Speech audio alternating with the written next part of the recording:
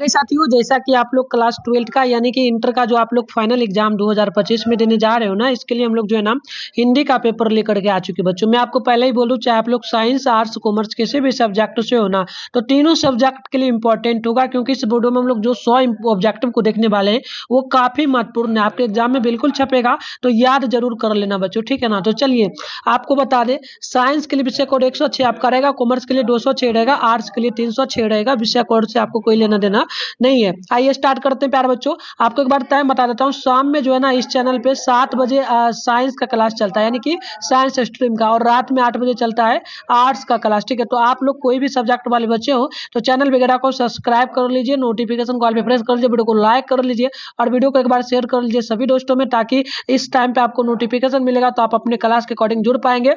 आगे मैं आपको नंबर भी दे रहा हूँ, इस नंबर पे मैसेज कर लीजिएगा 98 355 16 710 पर। आपको अपना नेम, जिला का नेम, क्लास 12 साइंस आर्ट्स लिख के भेजना है।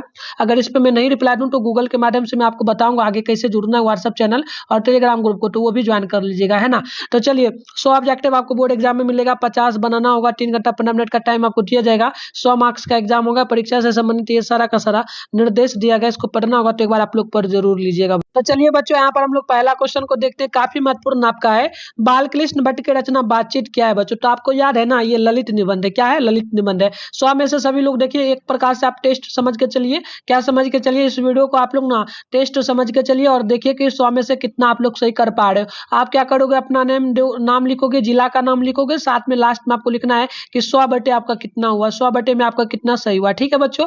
जरूर आप लोग कमेंट बॉक्स में बताना। तो चलो दूसरा क्वेश्चन है, बालकृष्ण भट्ट किस युग के निबंधकार है बच्चों? तो याद रखिएगा, भारतेंदु युग के, ऑप्शन बी परफेक्ट हो जाएगा।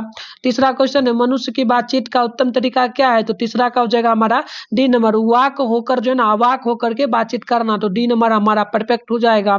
4 नंबर क्वेश्चन है, बालकृष्ण किस काल के रचनाकार है? तो चौथा का आंसर हो जाएगा हमारा डी नंबर, आधुनिक काल के, राइट आंसर डी हो जाएगा। पांचवा है, बातचीत शीर्षक निबंध के निबंधकार कौन है? तो प्यारे बच्चों इसका डी नंबर हो जाएगा Balkrishna Bhatt, D number perfect हो जाएगा। छठा है, बालकृष्ण भट्ट ने किस पत्रिका का संपादन किया था? तो याद रखिएगा, हिंदी प्रदीप का, तो सी नंबर हमारा परफेक्ट हो जाएगा। 7 नंबर क्वेश्चन है, किसके ना होने से सृष्टि गूंगी प्रतीक होती है? तो वाक शक्ति, यानी कि बोलने की शक्ति, अगर मनुष्य में नहीं हो तो सृष्टि गूंगी गूंगी प्रतीत होगी, है ना। चलिए आगे हम लोग बात कर लेते हैं क्वेश्चन नंबर 8 का। तो हम लोगों से बोला कौन सा उपन्यास बालकृष्ण भट्ट द्वारा रचित है? तो 8 का आंसर हम लोगों का यहाँ पर जो ना हो जाएगा 100 अजान एक सुजान, ऑप्शन नंबर सी परफेक्ट हमारा यहाँ पर जो ना हो जाए। आइए 9 नंबर को देखते हैं, नाटक के प्रारंभ में होने वाले मंगल पाठ को क्या कहा जाता है? तो बिल्कुल ध्यान रखिएगा, ये हमारा जो ना नांदी पाठ कहलाता है, तो बी नंबर परफेक्ट हो जाएगा। अगला क्वेश्चन है कि एडिशन के अनुसार असल बातचीत कितने लोगों के बीच में हो सकती है? तो लगभग 2 लोगों के बीच में, तो ऑप्शन ए परफेक्ट हो जाएगा। 11 है कि बालकृष्ण भट्ट का जन्म कब हुआ था? तो याद रखिएगा, उनका जन्म जो है ना, यह हुआ था 23 जून 1844 ईस्वी को, तो राइट आंसर भी परफेक्ट हो जाएगा। बात करते हैं 12 का, संयोगिता स्वयंवर की रचना किसने की थी बच्चों? तो ध्यान रखिएगा, ये क्या था, श्रीनिवास जो ना, श्रीनिवास दास की, तो ऑप्शन नंबर सी नंबर जो है ना 12 नंबर का परफेक्ट हो जाएगा। 13 है कि संवाद में सबसे महत्वपूर्ण क्या होता है? तो बिल्कुल ध्यान रखिएगा, 13 का सी नंबर हो जाएगा, यानी कि आत्मीयता, सी नंबर बिल्कुल यहाँ पर राइट होगा।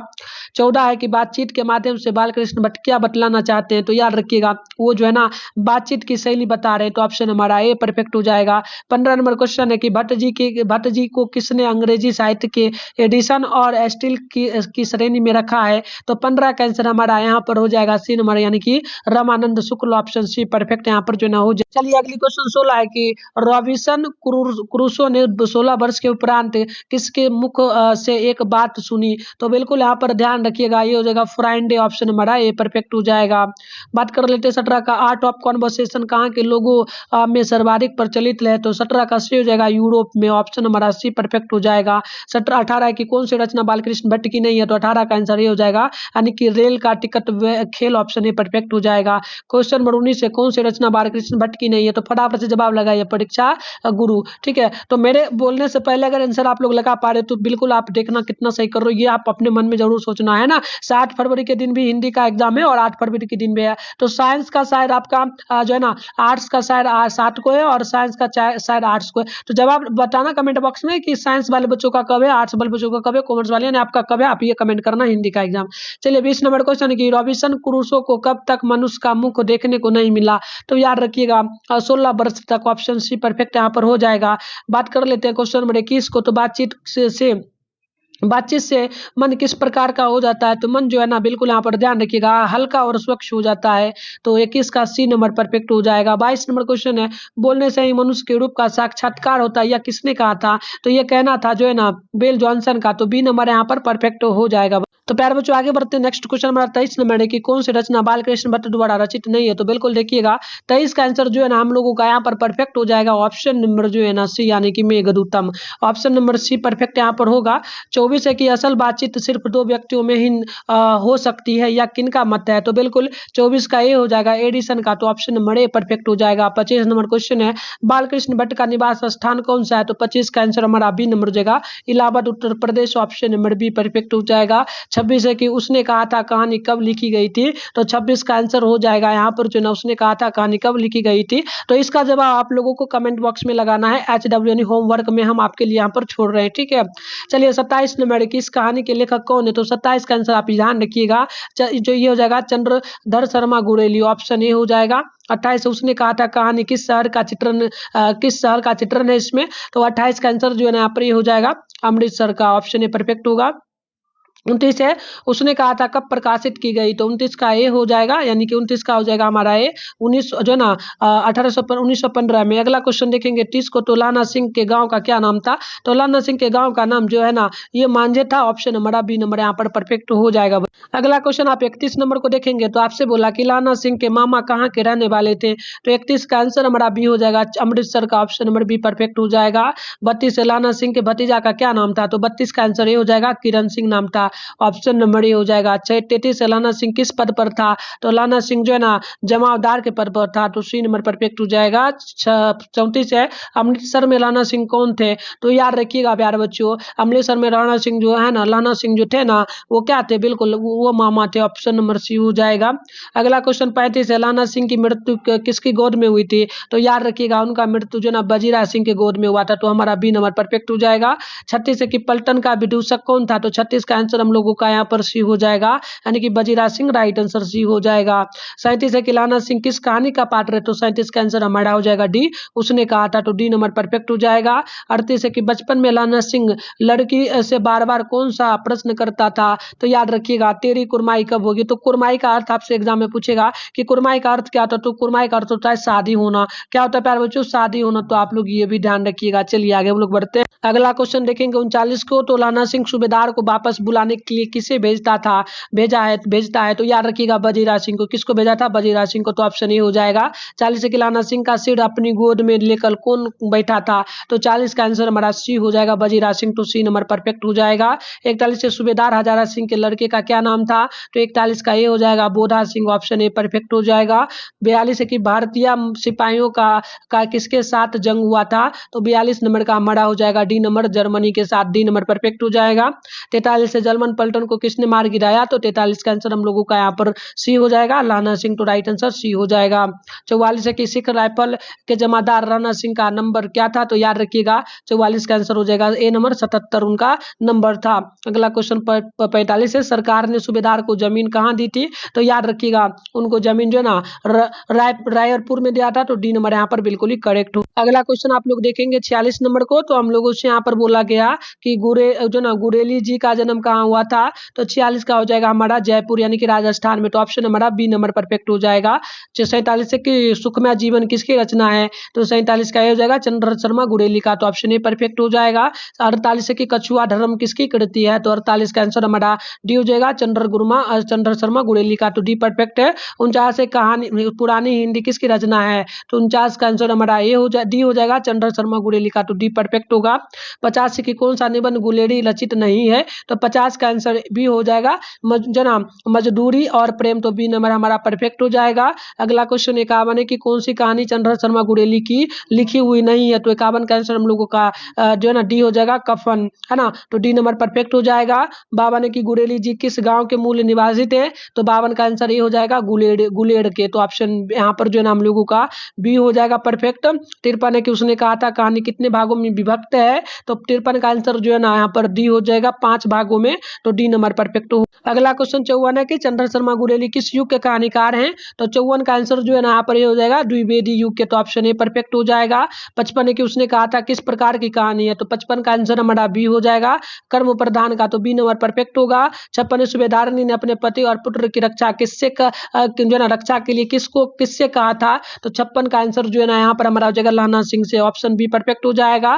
क्वेश्चन नंबर 57 है संपूर्ण क्रांति क्या है, तो ये हमारा हो जाएगा एक प्रकार का भाषण है, तो बी नंबर परफेक्ट होगा। 58 किस पाठ के रचनाकार कौन है, तो याद रखिएगा 58 का आंसर हमारा डी होगा जयप्रकाश नारायण, तो डी नंबर परफेक्ट हो जाएगा। 59 जयप्रकाश नारायण को भारत की जनता किस नाम से याद करती है, तो 59 का आंसर हमारा हो जाएगा यहाँ पर सी नंबर लोकनायक के नाम से, तो सी परफेक्ट हो जाएगा। 60 है कि जयप्रकाश नारायण का जन्म कब हुआ था, तो 11 अक्टूबर 1902 ईस्वी को हुआ था उनका जन्म, ऑप्शन नंबर ए परफेक्ट यहाँ पर जो ना। आगे आइए बात करते हैं हम लोग क्वेश्चन नंबर 61 का, तो हम लोगों से बोला जयप्रकाश नारायण की पत्नी का क्या नाम था, तो उनकी पत्नी का नाम जो है ना प्रभावती देवी था, तो सी नंबर हमारा परफेक्ट हो जाएगा।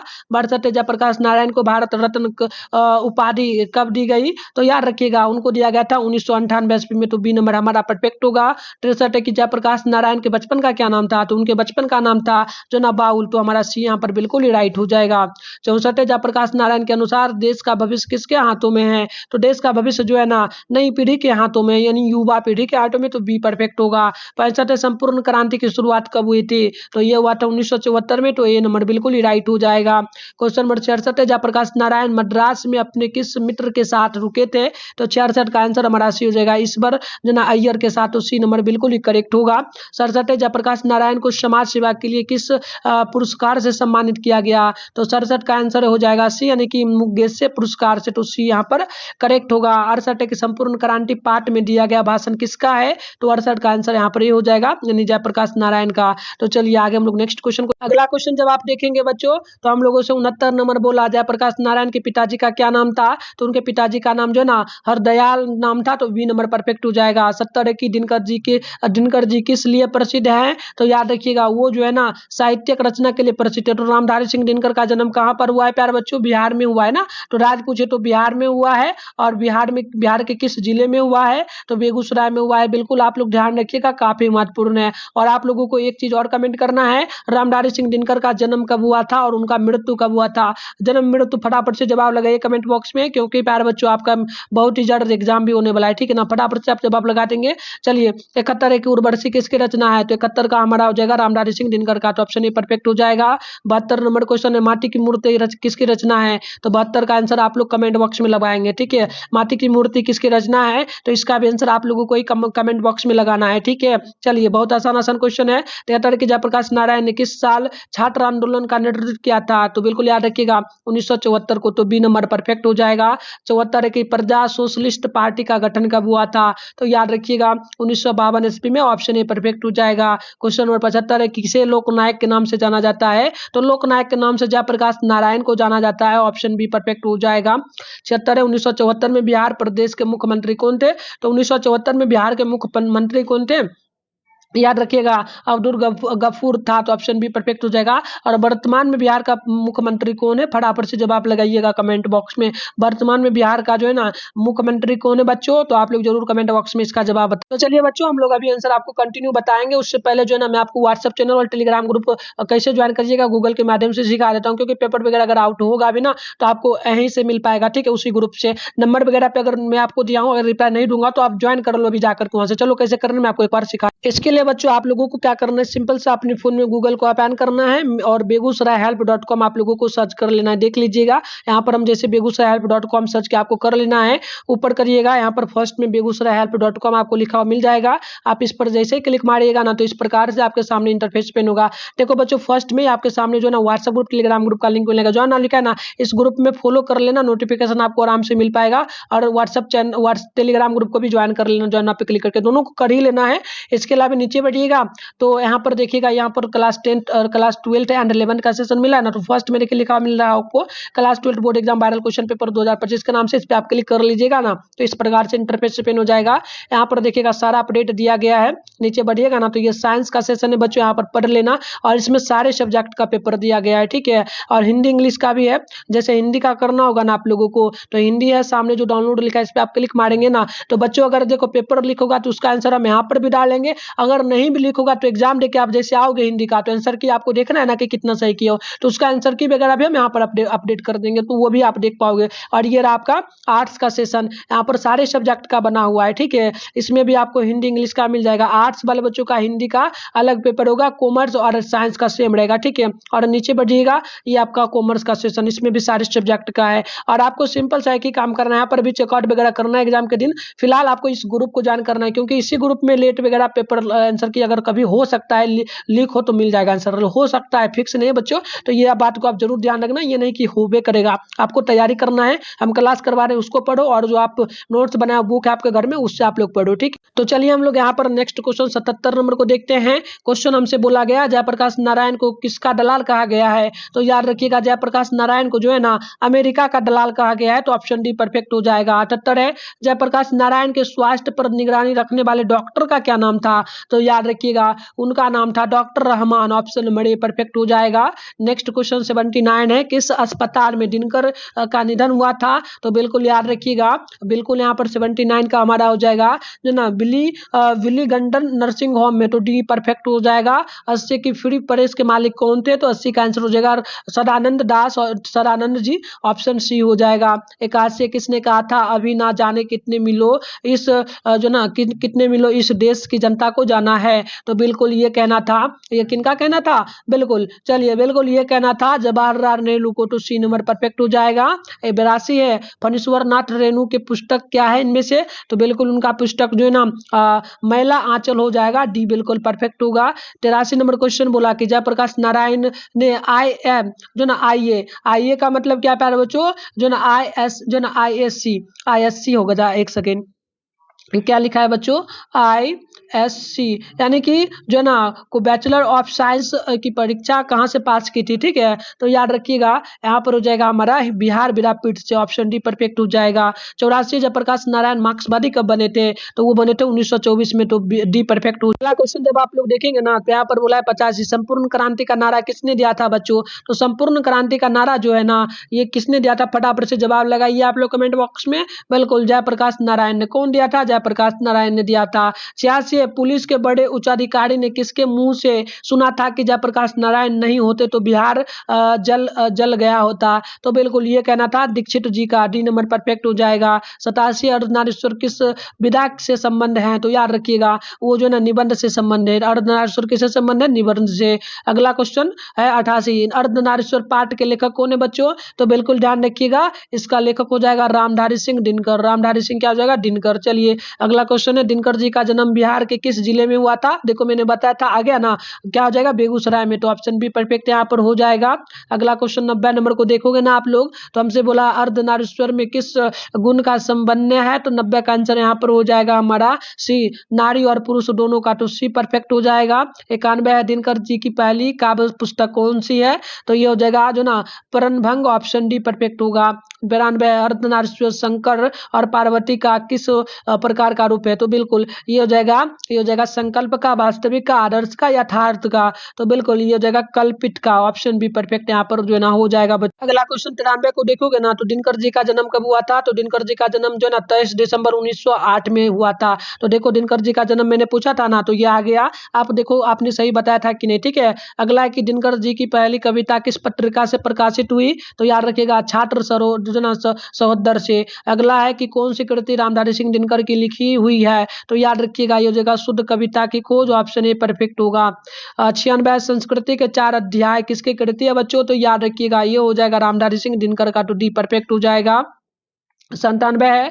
दिनकर जी के अनुसार यदि पति जो ना विचार तो पत्नी क्या है, तो बिल्कुल पति यदि विचार होगा बच्चों तो पत्नी क्या होनी चाहिए, तो पत्नी भावना होनी चाहिए, तो सी परफेक्ट हो जाएगा। 98 नंबर क्वेश्चन है, पुरुष जब नारी का गुण लेता है तो वह देवता बन जाता है, यानी पुरुष जब नारी का गुण लेगा तो क्या बनेगा, देवता बन जाता है।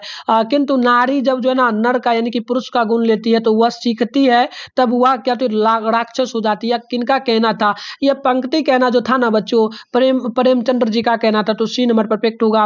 99 है, किसने अपने जीवन के अंतिम दिनों में नारित्व की साधना की थी, तो बिल्कुल याद रखिएगा गांधी जी ने। ऑप्शन यहाँ पर ए परफेक्ट हमारा हो जाए। चलिए 100 नंबर को देखिए, दिनकर जी की पहली कविता कब प्रकाशित हुई थी बच्चों, तो बिल्कुल याद रखिएगा 1925 में। तो इस प्रकार से हमने 100 ऑब्जेक्टिव देखा। आपको मात्र यही बताना है कि 100 में से आपका कितना सही हुआ है ना। आपका नाम, जिला का नाम क्या है, सर जरूर बताना। देखो और भी क्वेश्चन है, हम 300 क्वेश्चन करेंगे ना बच्चों, 300 के करीब में आपको बता देता हूँ कितना हम लोग पढ़ेंगे। एनसीईआरटी बुक का है, ठीक है। एनसीईआरटी से कितना परसेंट आता है, 40% क्वेश्चन आपके एग्जाम में आता है। तो एनसीईआरटी का अगर आपको पूरा में पूरा बनाना है तो मैं करवा दूंगा। 318 क्वेश्चन करेंगे हम लोग नेक्स्ट क्लास में, 101 से स्टार्ट करेंगे, ठीक है। तो चलिए मिलते हैं नेक्स्ट वीडियो में। वीडियो को एक बार शेयर करिए सभी दोस्तों में, और अब लाइक आप लोग नहीं किए तो लाइक भी एक बार जरूर कर लीजिए। इसके अलावा आप चैनल पे पहली बार आए तो चैनल को सब्सक्राइब करके नोटिफिकेशन कॉल पे प्रेस कर लीजिए, ताकि आगे का क्लास कर पाएंगे। शाम में 7 बजे आप लोग साइंस वाले बच्चों तो तैयार रहिए, और 8 वाले बच्चों तो रात में 8 बजे तैयार रहिए क्लास करने के लिए, नेक्स्ट क्लास, ठीक है। मिलते हैं नेक्स्ट वीडियो में, तब तक के लिए।